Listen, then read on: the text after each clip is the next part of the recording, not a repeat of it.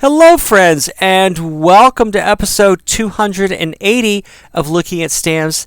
Today we conclude looking at black and white stamps with one of my all-time favorite stamp sets and probably my most favorite stamp set dealing with black and white images.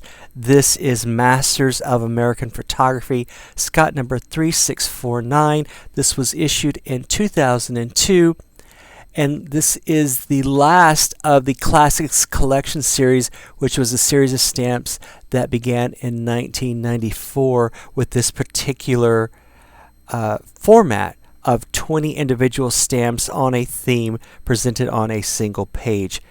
And all of these stamps show black and white images that are absolutely stunning. And like I said, it's one of my all-time favorite stamp sets, but more importantly, it's my favorite stamp set dealing with black and white images. So let me show these to you close up, and just to let you know, I am reading off notes just so that we can get this right, and also I will apologize in advance because I will slaughter some of ththese names. The first stamp is Albert Sands Southworth and Josiah Johnson Hawes, who are daguerreotypists.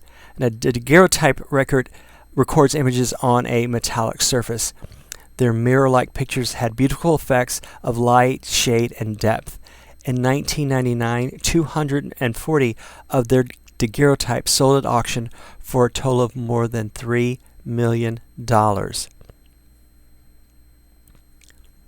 Next, we have Timothy O'Sullivan, who was known for his documentary Civil War pictures and Western landscapes. O'Sullivan converted a war ambulance into a traveling darkroom to develop his exposed negatives. Next, we have Carlton Watkins, who was famous for panoramic Western landscapes of superb quality. His mammoth camera made 18 by 22-inch negatives. His photography helped persuade Abraham Lincoln to declare Yosemite as a national preserve in 1864. Next, we have Gertrude Kusiber, who was a founder of the photo secession movement. Kusiber worked in the soft focus pictorialist style characteristic of that movement. Her best known pictures are of mothers and children. And finally, on the first row, we have Lewis Hine, who took photographs of immigrants and labor conditions that inspired stricter child labor laws and set the standard for social documentary photography. And if you remember, he was one that took most of the images on the Build a Nation stamp set that I showed you. Okay, the second row is Alvin Langdon Coburn, who lived and worked in England most of his life. His soft-focus views of London and New York established him as the finest photographer of urban landscapes of his time.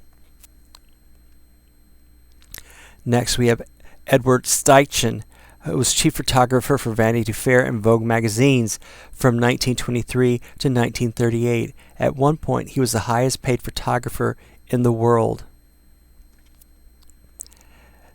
Next, we have Albert Steizlitz, who started the photo secession group of soft-focus pictorialist photographs, but later turned to sharp-focus straight photography. His work and the work of artists he exhibited in his galleries had a strong effect on 20th century American art and culture. Next, we have Man Ray, who used photography as an artistic medium. He made cameraless prints called rayographs, placing objects directly on photographic paper and exposing them to light. And finally, on the second row, we had Edward Weston, who favored the sharp focus realism of straight photography to capture sculptural forms found in nature. His stark, brilliantly printed images are considered among the finest of 20th century photography.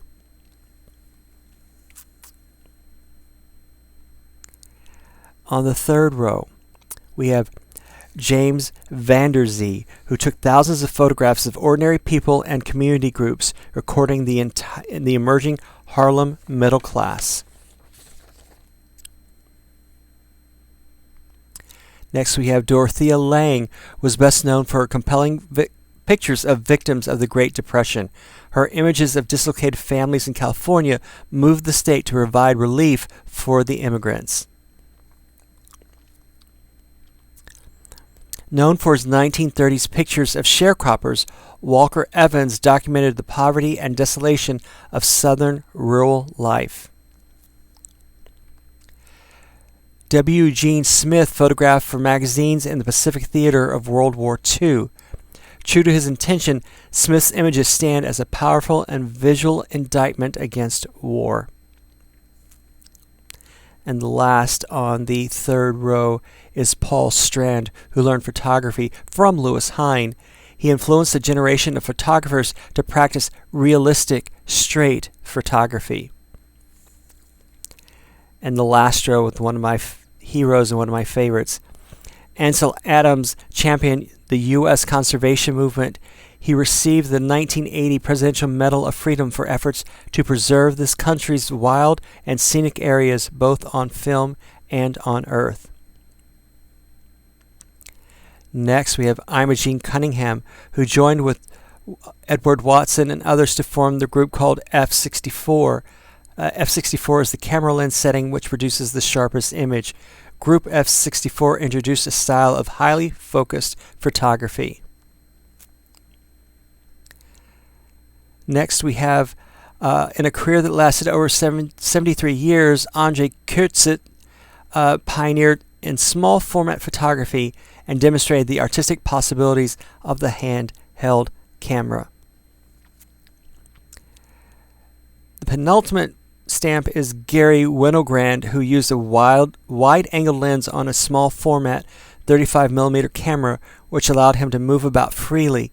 He focused on odd combinations of people and objects and often tilted the frame.